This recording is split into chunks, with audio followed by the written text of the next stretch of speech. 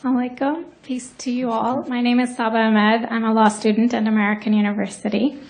I am here to ask you a simple question. I know that we portray Islam and all Muslims as bad, but there's 1.8 billion Muslim followers of Islam. We have 8 million plus Muslim Americans in this country, and I don't see them represented here. But my question is, how can we fight an ideological war with weapons? How can we ever end this war? The jihadist ideology that you talk about, it's an ideology. How can you ever win this thing if you don't address it ideologically? Great question. I am so glad you're here, and I am so glad you brought that up because it gives us an opportunity to answer.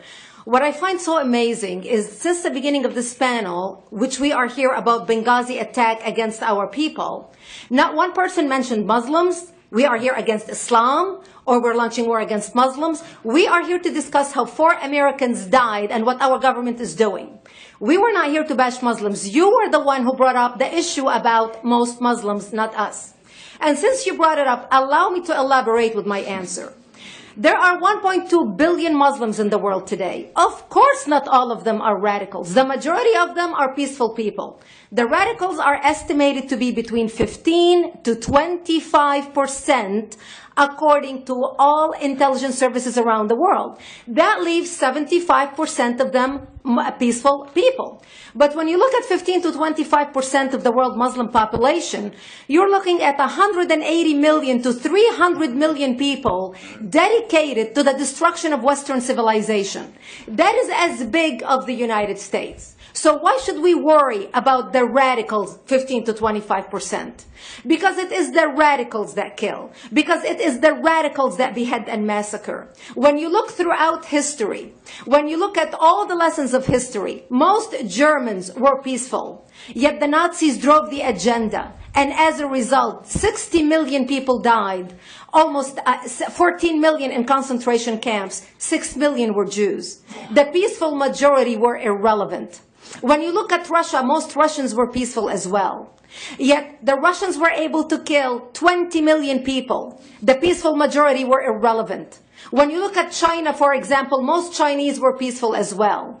Yet the Chinese were able to kill 70 million people. The peaceful majority were irrelevant. When you look at Japan prior to World War II, most Japanese were peaceful as well. Yet Japan was able to butcher its way across Southeast Asia, killing 12 million people, mostly killed with bayonets and shovels. The peaceful majority were irrelevant.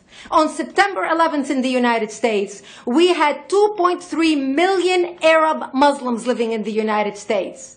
It took 19 hijackers, 19 radicals to bring America down to its knees, destroy the World Trade Center, attack the Pentagon, and kill almost 3,000 Americans that day. The peaceful majority were irrelevant. So for all our powers of reasons and us talking about moderate and peaceful Muslims, I'm glad you're here. But where are the others speaking out? And since you are the only Muslim representative,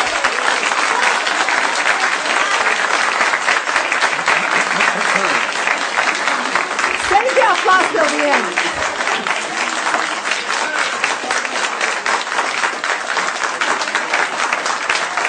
Thank you. Thank you. And since you're the only Muslim representative in here, you took the limelight instead of speaking about why our government, and I assume, are you an American? You're an American citizen. So as an American citizen, you sat in this room and instead of standing up and saying a question or asking something about our 4 Americans that died and what our government is doing to correct the problem, you stood there to make a point about peaceful, moderate Muslims. I wish you brought 10 with you to question about how we can hold our government responsible. It is time we take political correctness and throw it in the garbage where it belongs and start calling it fair.